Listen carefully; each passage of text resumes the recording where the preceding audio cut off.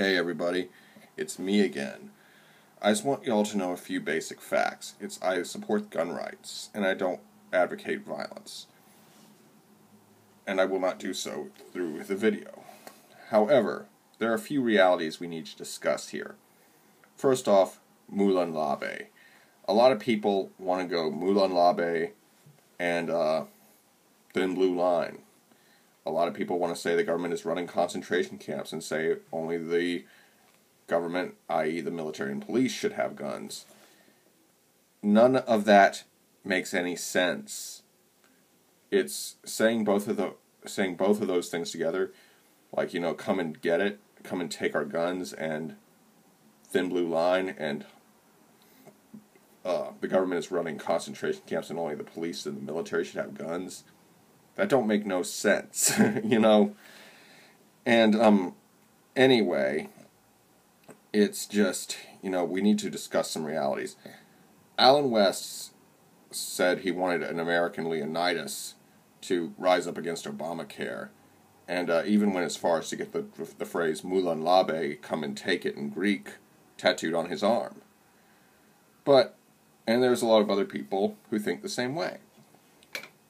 And, however, the reality is that when and if the government comes for your guns, they're not going to send Antifa.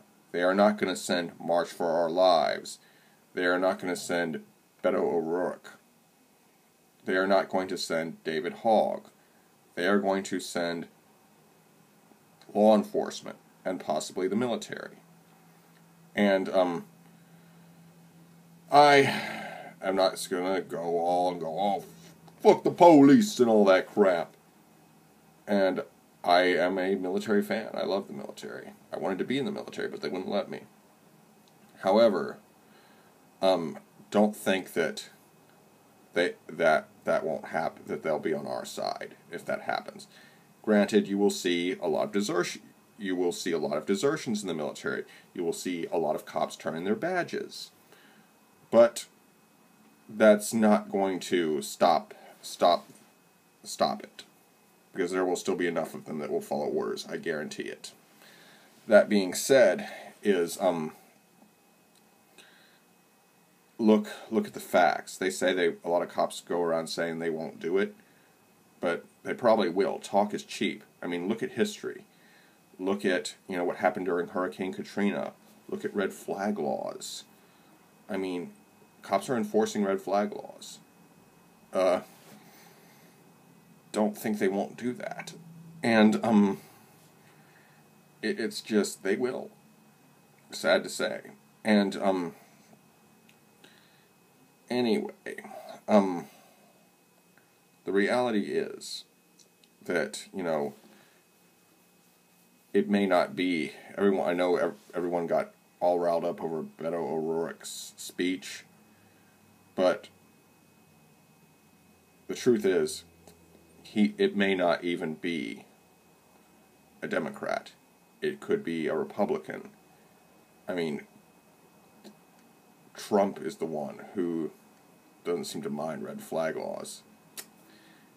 And I do not think he's pro-gun. He doesn't even have any real political views.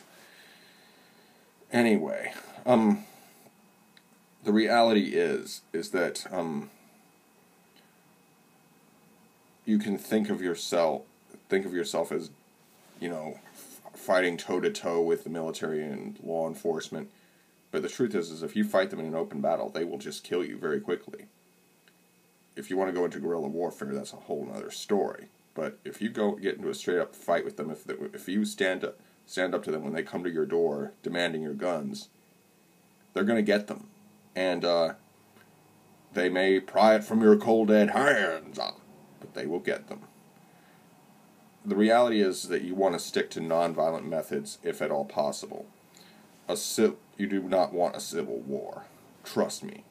This country would be, going up against the military and the police, you're talking about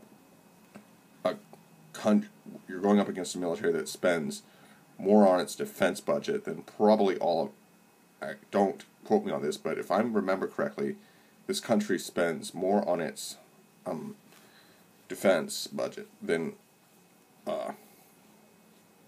all of the rest of NATO combined. Not only that, we are in the clear for the biggest military budget in the world. And the government has, tanks, they have aircraft, they have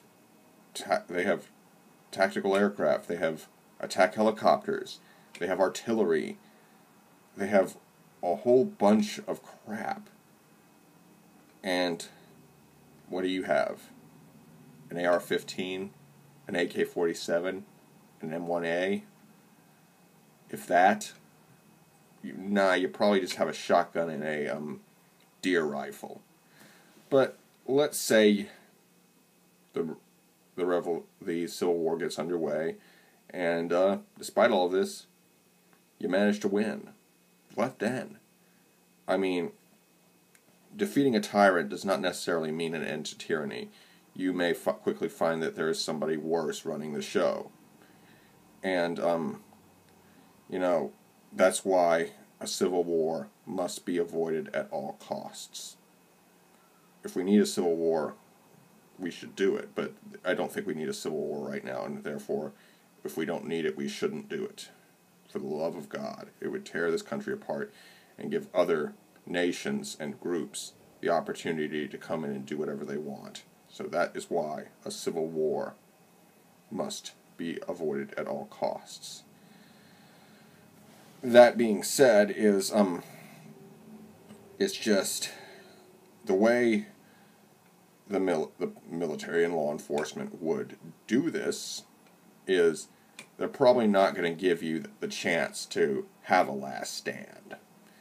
They're probably going to wait until you go to work because you're a good tax-paying American and and you're mad that you have to pay taxes to fund all them lazy people on welfare. Remember, you've got a job. They might just decide, you know what, we're going to wait until this guy goes to his job. And then when you get home, you'll find a search warrant on the door, your guns will be gone, and you'll have a mess to clean up.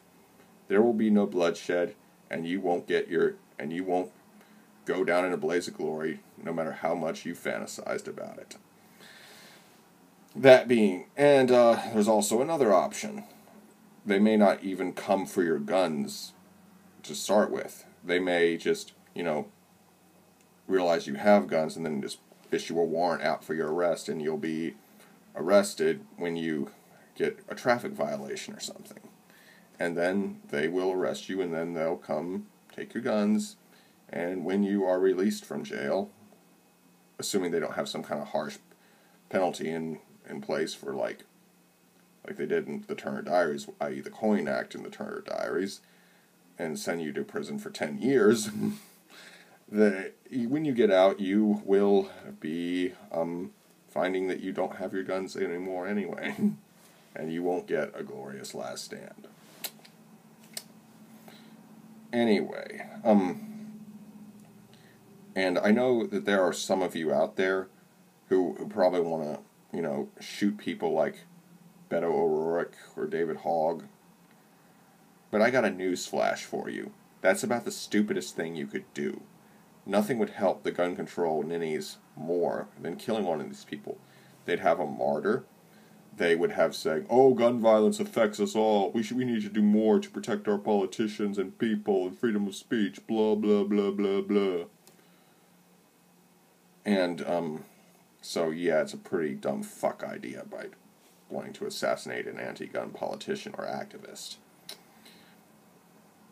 Anyway, the reality of Mulan Labe is that a bunch of Greeks, there were more than just 300 Spartans, they said, when Xerxes demanded their weapons, they said, "Mulan Labe, come and take them."